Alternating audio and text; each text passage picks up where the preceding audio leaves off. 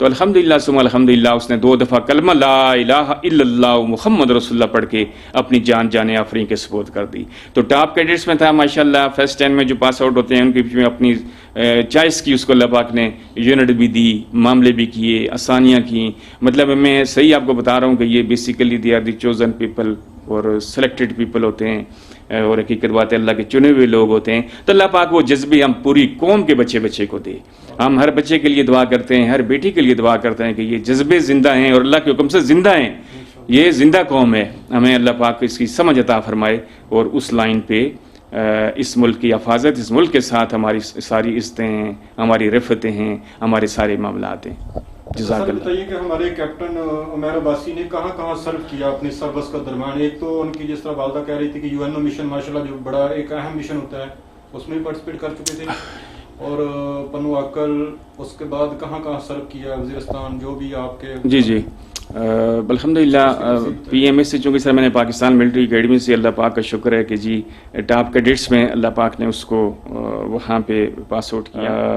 जो उसके जो इतने भी प्लेटून कमांडर, उसके टर्म कमांडर, बाकी जितने भी सीनियर अफसर, फैकल्टी जितनी थी, उनके लिए भी प्राइड वाली बात थी। अल्हम्दुलिल्लाह हमारे पास बहुत प्यारे आए सारे के सारे, जिन्होंने मेरे सामने एक सिपाही से लेके टॉप रैंक तक अल्लाह के मुजाहिदों ने मेरे आगे ये बात की कि हमेशा हम दुआ करते रहे कि हमें अल्लाह शहादत की मौत नसीब फरमाए, लेकिन ये बहुत बड़े मामले कर गया, ये वाकई बाजी ले गया। मेरे पास बहुत सारी चीज़ें हैं, बहुत सारे मामले हैं।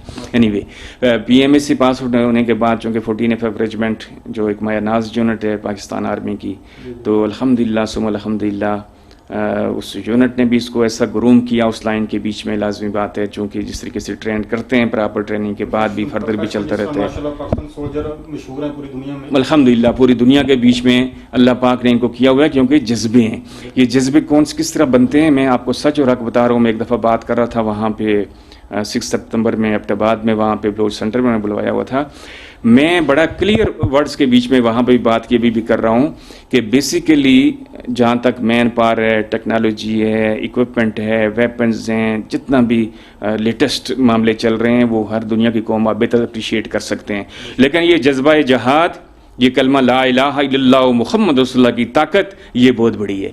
अगर इस टाइम पे मैं 100% कन्विक्शन के साथ ये बात कर सकता हूँ कि अल्लाह पाक ने इस मुल्क के खुदादाद को बचाया तो इस कलमे की ताकत से, इस कलमे की ताकत से, और वो जो जज्बा अंदर का है कि हम अपनी जानें इस कलमा ला इलाहा इल्लल्लाह मुहम्मद रसूलुल्लाह की और अल्लाह की राह के बीच में अपनी जानें कुर्बान करेंगे, तो ये पीछे जज्बे हैं। इसकी वजह से अल्लाह पाक ने इसको जो है ना दुनिया की नंबर 1 फौज बनाया। और उसके बाद इस जो सबसे मुश्किल वारफेयर, ये जो गोरिल्ला वारफेयर, मैं क्या कहूँ कि ये बहुत मुश्किल वारफेयर, बल्कि ये पिस्ट बैटल जो कहते हैं, घुमसान की जंग, जिस तरीके से आमने सामने लड़ाई हुई, तो अल्लाह पाक ने इसको सुरखरू किया और कामयाब किया।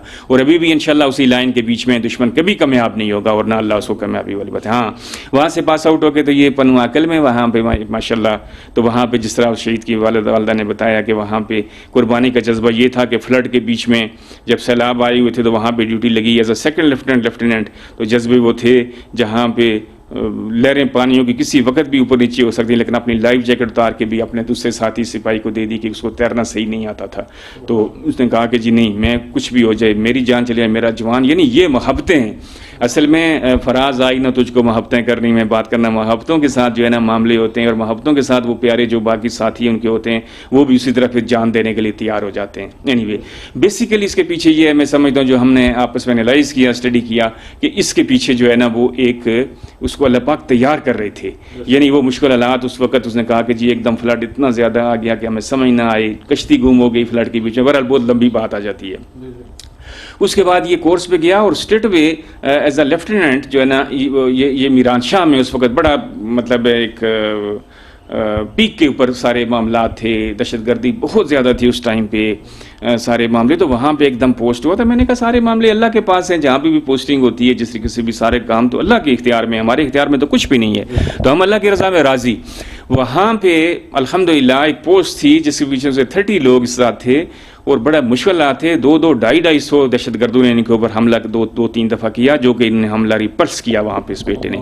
और इस हद तक मामला हुआ कि जी इस हद तक बात चली गई कि उसने कहा जी कि हम अपने आप को इनके हवाले नहीं करेंगे। अपने जवानों को बताया कि एमिनेशन डंप था, कि वहाँ पे जाके हम कलमा ला इलाहा इल्लल्लाह मुहम्मद रसूलुल्लाह पढ़ेंगे, पढ़ के उसके बाद जो है ना अपनी जान खुद ही इसको आग लगा के डंप को तो शहीद हो जाएंगे, हम अपने आप को इनके हवाले नहीं करेंगे। तो सुबहान अल्लाह, ये बड़े मामले, बड़े सिलसिले हैं, ये जज्बों वाले लोग। फिर वो उसने ये भी कहा कि जी मैं 1-2 जगहों पे ऐसे भी हुआ, जब फायर बैक कर रहे थे, जब उनका काउंटर अटैक इनका था उस लाइन में, तो कहते हैं मैंने एक जगह के ऊपर इस तरह भी हुआ कि जी मैं एक जगह पे खड़ा था तो वहाँ पे एकदम जो है ना वो ग्रेनेड फेंका गया। दूसरी जगह पे 1 सेकंड 10 सेकंड का वक्फा था और उसके बीच में, यानी उसको अल्लाह ने दिखा दिया था कि जब बचाना चाहे तो वो उसके इख्तियार में, यानी वो डर और खौफ अल्लाह ने उसके अंदर से जो है ना ख़त्म कर दिया था। इसी तरीके से कहते हैं जी मैं मैगजीन नीचे करने के लिए, नीचे हुआ मैगजीन दूसरी डालने के लिए, तो एकदम बस्ट फायर ऊपर से हुआ। ये कौन दिखाता है? ये अल्लाह दिखाता है। ये अल्लाह पाक अपने बंदों को उस लाइन के बीच में तैयार करता है, ठीक है कि नहीं। तो वहाँ पे भी अल्लाह पाक ने, जो शहीद की वालदा बता रही थी कि जी वहाँ पे उसने डायरी लिखी, सारा मामला, तो वापस आकर के अल्लाह मुझे बचा के ले आए। लेकिन बेसिकली वो तैयारी थी असल में कि अल्लाह ने अंदर से उसका खौफ ख़त्म कर दिया था। इसी लाइन में फिर उसने और खौफ ख़त्म किया तो सडनली फिर उसने हिम्मत के साथ, जुर्रत के साथ, हौसले के साथ वहाँ पे जब उसको 2 गोलियाँ आगे लेफ्ट बाजू के ऊपर लगी भी, जब ये ऑपरेशन उसके बाद वहाँ पे गया शवाल के बीच में शुमाली वज़ीरिस्तान में, तो सीओ ने वापस बुलाने की बड़े प्यार करते हैं वो सारे के सारे, अल्लाह पाक उन सबको जज़ाए खैर दे। तो उन्होंने जो है ना वापस बुलाया कि उमैर यू फॉल बैक, आप जो है ना आपके लिए हम CMH भिजवा रहे हैं आपको, आप जख्मी हो। कहते हैं मैं अपने साथियों को, कहते हैं that was basically a critical juncture, ऐसी लाइन के ऊपर, ऐसी जगह के ऊपर कि जहां पे उसने कहा कि मैं अपने कामरेड्स को, अपने साथियों को ये फंसे हुए मैं कैसे छोड़ के पीछे आ सकता हूं। कहते हैं जो सीनियर रैंक तक वहां पे उनकी आंखों में आंसू, किस लाइन के बीच में, किस जगह के ऊपर ये पीछे नहीं हट रहा। और उसी लाइन में फिर साथ साथ बताता रहा कि इतने मैंने जो है ना मार दिए, इतना इस तरीके हुआ, सारी के सारी साथ शहीद हो रहे हैं, साथ मामले। फिर फाइनली जो है ना 2 गोलियां सामने से एकदम कोई 5 मीटर के फासले के ऊपर जो छुपा हुआ दहशतगर्द निकला, इधर से इसने उधर से उसने वह राइफल, और फिर गोलियां सामने से खाई साइड पे लग के दिल से। और उस वक्त पड़ा कलमा ला इलाहा इल्लल्लाहु मुहम्मद रसूलुल्लाह, जो 800-850 लोगों ने सुना, जो वाकी टाकी के ऊपर जो वायरलेस के ऊपर सुना, और देख के अपनी जान कुर्बान कर दी। और जो एक जवान जो बाद में मिला, जिस गर्दन में गोली लगी हुई थी, उसका जो साथ था, तो उसने जो है ना उस वक्त भी कहा इस तरह कि जी जब बैठे तो हमने कहा अभी बैठे हैं सिर्फ, तो इस तरह साथ किया कि हम कामयाब हो गए। मकसद कहने का ये है कि असल कामयाबी जो है ना हमें समझ आ जाए कि असल कामयाबी कौन सी है। तो ये बेसिकली कामयाबी का कंसेप्ट है। तो अल्लाह पाक वो जज्बे कौम के हर बच्चे में डाले, हमारे छोटे में भी डाले, हमारे बड़े में भी डाले, ताकि असल में हमें इस चीज़ की समझ आ जाए। जज़ाकल्लाह। जिस तरह हमारे एक रवायत है, बल्कि एक मुहावरा है कि बेटा बाप का दायां बाजू होता है, और जो बड़ा बेटा होता है वो खुसूसी तौर पर बाप के नज़दीक होता है। तो सर एक ये है कि बेटा हमेशा बाप को कंधा देता है, तो कौन सा जज्बा है जो बाप को बेटे का कंधा देने पर मजबूर करता है? और आप कह रहे हैं मुझे फ़ख्र है कि मेरा बेटा, वो क्या जज्बा है पीछे हमें ये करने पर जो करता है सर? अल्हम्दुलिल्लाह, मैं इस चीज़ पे अल्लाह का शुक्र अदा करता हूँ। सर्टनली वो अल्लाह ने उसको बहुत लकी बनाया। जैसा मैंने पहले आपसे मेंशन किया कि 22 से लेके हर लेवल तक मेरे पास आए। वो कहते हैं अपनी माँ को हम कहते रहे हमारे लिए दुआ करना कि जी हमें अल्लाह शहादत की मौत नसीब फरमाए। तो वो तो मैं समझता हूँ कि अल्लाह पाक ने उसको कबूल किया। और मैं सच और हक बताऊँ कि उसने वालिदैन का दिल खुश किया।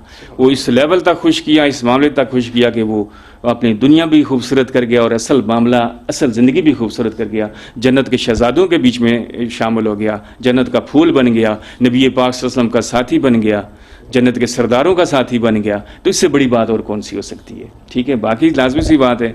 हमें हाँ ये दुआ ज़रूर करते हैं कि या अल्लाह पाक, वो बहुत प्यारा, मेरे दिल के करीब, मेरी इमोशनल उसके साथ अटैचमेंट, सारे मामले अपनी जगह के ऊपर, सुभान अल्लाह। लेकिन जो मामले कर गया वो बहुत बड़े कर गया। ये नसीब वालों को नसीब होते हैं। तो अल्लाह पाक हमें भी, मैं दुआ करता हूँ सबके लिए, और अल्लाह पाक हम सबको किसी न किसी दर्जे में अल्लाह पाक हम सबको शहादत की मौत नसीब फरमाए। यही असल है, ये ज़िंदगी आर्जी है, कुछ भी नहीं है। अल्लाह हमें इसकी समझ अता फरमाए। सर किस डेट को मार्का हुआ और उसके मकाम की ज़रा बता दीजिए।